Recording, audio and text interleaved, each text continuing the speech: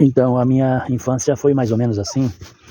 Eu nasci no ano de 1961. O que eu vou narrar agora, somente os nascidos de 58, 59, 60, até 64, vão saber o que eu vou falar. Eu sou sou irmão, né, de 11 pessoas. Minha casa era 11 filhos, meu pai e minha mãe, 13. E eu, aos 6 anos de idade, eu já comecei a ir para a escola. Por que aos 6 anos? Naquele tempo, era só acima de 7 anos. E como eu tinha uma irmã mais velha e ela começou a ir na escola com 7 anos, eu tinha 6 anos, não tinha com quem ficar. E aí, naquele tempo, as professoras, né, as professoras que davam aula pra gente, era um lugar muito difícil, distância de 12 a 13 quilômetros, estrada de chão, de barro, muita chuva. E elas pegavam o ônibus para ir para a escola. E muitas vezes chovia e não tinha como elas voltar da escola para casa, porque o ônibus não ia buscar elas na escola. E aí meu pai, como gostava muito de ajudar as pessoas, ele sempre arriava um cavalo na carroça e levava a professora embora para a cidade, né? Às vezes 4 horas da tarde, 5, chegava às 7 horas da noite, para que pudesse dar aula para nós. E eu fui aos 6 anos porque não tinha com quem eu ficar, então o meu pai conversou com a professora e a professora falou, não, traz a filha mais velha que tem 7 anos e manda ele junto, e a gente cuida dele aqui. Naquele tempo era mais ou menos assim. Quem tem 64 anos como eu tenho hoje, nasceu nessa época, vai lembrar que era difícil.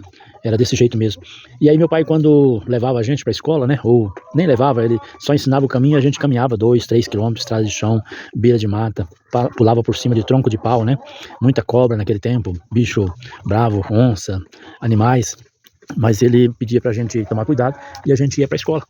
E durante um ano eu fiquei só na companhia da minha irmã, só pude estudar no próximo ano, quando ela foi pro segundo ano, aí eu entrei pro primeiro.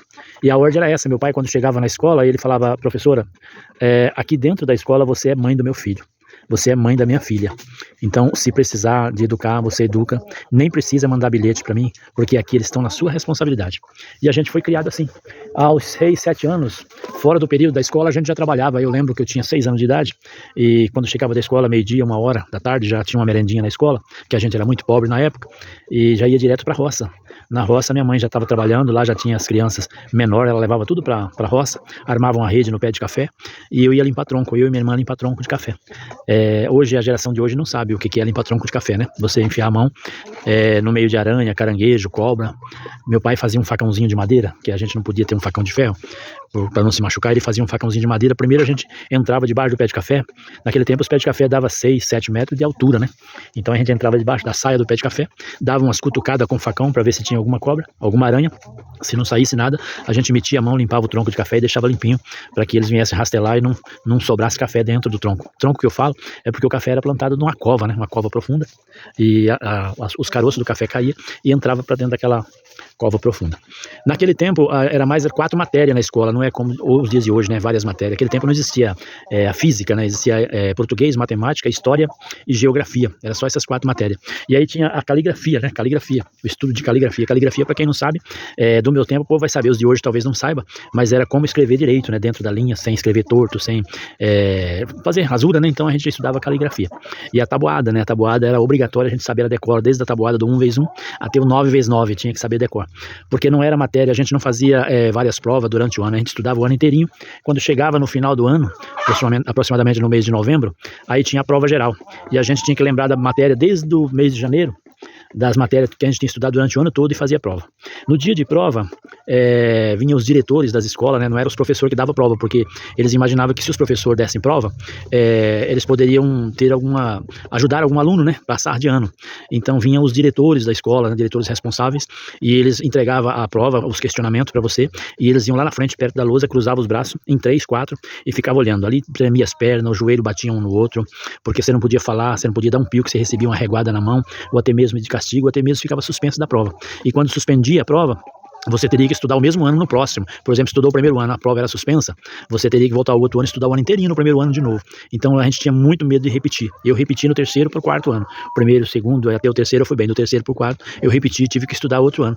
Então era bem diferente das matérias das escolas de hoje, né?